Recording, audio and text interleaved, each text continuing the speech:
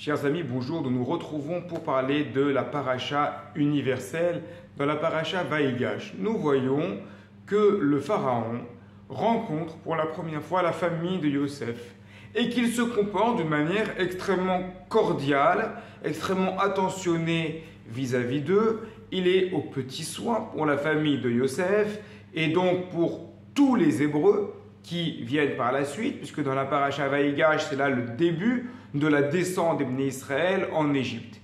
Et ce comportement que va avoir le pharaon, mais pas seulement le pharaon, également tous les Égyptiens, puisque le texte souligne que les Égyptiens étaient touchés par ces retrouvailles entre Yosef et ses frères. Donc maintenant, tout le monde est au courant que Yosef est un Hébreu et tout le monde accepte les Hébreux. Pourtant, nous avons vu dans la paracha de la semaine dernière, la paracha Miketz, qu'il y avait une loi dans le royaume d'Égypte que les Hébreux devaient manger à part et les Égyptiens ne devaient pas manger avec les Hébreux. Donc essayons de comprendre cela, ça paraît à première vue un peu contradictoire. D'un côté, on a cette grande méfiance qu'ont les Égyptiens vis-à-vis des Hébreux. D'un autre côté, lorsque Yosef dévoile qu'il s'agit de ses frères, de sa famille, tout d'un coup, il y a beaucoup d'amitié, beaucoup de, peut-être pas forcément de l'amitié, mais au moins une relation cordiale. Donc, les Égyptiens, ils aiment les Hébreux ou ils n'aiment pas les Hébreux? On peut répondre de cela par une idée complètement universelle. Souvent, on a une défiance, une méfiance vis-à-vis de personnes que l'on ne connaît pas personnellement, mais on a une idée préconçue sur ces personnes-là. Alors, on se dit, à première vue, si ces gens-là viennent vers nous, on ne veut pas se mélanger avec eux. Pourquoi? Parce qu'on ne les connaît pas.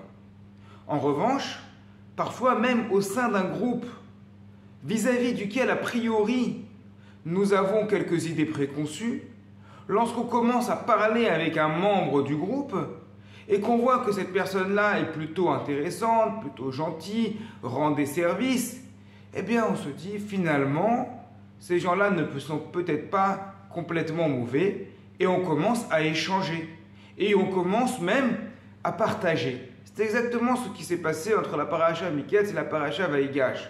Au début, les Égyptiens ne connaissaient pas du tout les Hébreux. Ils avaient des idées préconçues vis-à-vis de ces derniers, ils respectaient Yosef par rapport à son histoire particulière, mais ça s'arrêtait là. En revanche, à partir du moment où les Hébreux arrivent, où Yosef les présente, il explique qu'il s'agit de sa famille, eh bien là, une relation cordiale va commencer à se mettre en place. C'est là une idée universelle, mais très importante dans nos vies de tous les jours. On a tendance à juger les gens en fonction du groupe qui les représente. Et pourtant, à l'intérieur d'un groupe, à l'intérieur d'une collectivité, à l'intérieur d'une communauté, il ne faut pas oublier qu'il y a des différentes personnalités et qu'on ne peut pas assimiler un individu à un autre. Les gens sont tous différents les uns des autres. Très souvent, le racisme, l'antisémitisme, toutes ces manières d'ostraciser l'autre, de le mettre de côté, très souvent cela est dû au fait que l'on ne sait pas qui on a en face, on a une idée préconçue vis-à-vis de l'autre, donc on va le rejeter alors qu'on ne le connaît pas. En revanche, dès qu'on commence à parler, dès qu'on commence à échanger, dès qu'on commence à voir que nous avons tous des points communs en tant que Bnei Adam, en tant qu'humains, tout simplement, on a des valeurs de famille, on a des sentiments, et bien à partir de là, à ce moment-là, lorsqu'on commence à voir les gens, non pas en fonction du groupe qui est censé les représenter, mais en fonction de ce qu'ils sont par rapport à leur individualité propre et à leur personnalité, et bien à ce moment-là, on s'écarte de toutes sortes de racisme, de toutes sortes d'exclusion de l'autre, et on comprend effectivement que dans la vie, dans chaque groupe humain, il y a des personnes qui sont effectivement parfois mauvaises, mais il y a également des personnes qui sont bonnes, il y en a partout. Mais pour cela, il faut connaître l'autre, et il ne faut pas rester uniquement sur des idées préconçues. Shabbat Shalom à toutes et à tous, nos amis Bnei Noach.